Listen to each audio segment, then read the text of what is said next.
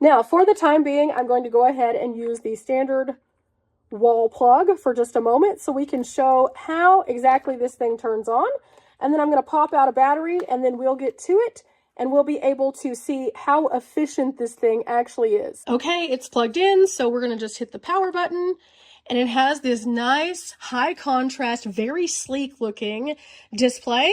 And in order to turn it up or turn it down, it goes all the way down to -20. Oh my goodness. And then if we want to turn it up, we just hit the up arrow. And I can already hear the compressor.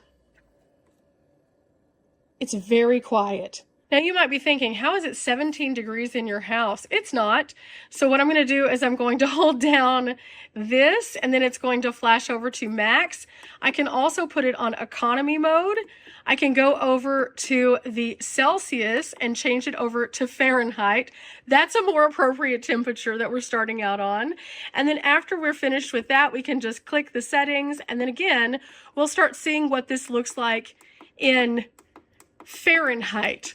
So if it goes to -20 when it comes to Celsius, that means that it goes to -4 degrees Fahrenheit, which makes a little bit more sense. I mean, it is a deep freeze, but that was like the Arctic tundra of frozen. So now that we kind of have seen the display and how it works, I'm going to go ahead and pull out a power station so we can see how much power it actually consumes while it's cooling down and how long it takes it to get to some of these temperatures that we're trying to get to. For the purpose of today's video, we're going to be using the Blue Eddy, which is at 56%, and we're going to be turning on the DC.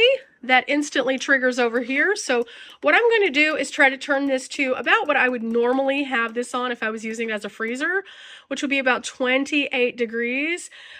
Sometimes I will go a little bit lower than that, but on average, it's usually 28 degrees.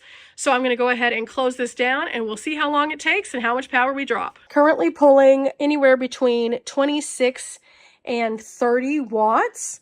So that's a very good amount of power considering we're putting this into freezer mode. Timer 15, start. Starting temperature is 64 degrees. Goal temperature is, again, 28 degrees. So while that's going, so far we have already figured out that the spacing is a little bit different. They have brought back the cool lid.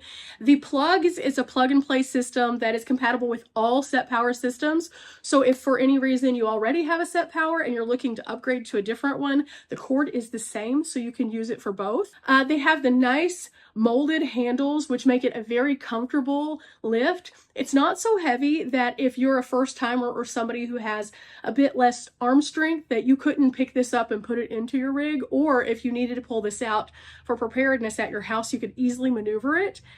This is going to be one of the smaller units that they do produce when it comes to the actual refrigerator freezers, but at the same time, oh my goodness, I love that it's Darth Vader. Quite time for the checkup, but also I'm doing this in eco mode, which does make a difference on how fast that it comes down, so keep that in mind. You could drop the temperature of this faster when it is not in eco mode. I just always run my fridge on eco mode because that keeps my power up a little bit higher and it keeps everything a little bit more efficient on the road when you have a little bit more limited ability to have power.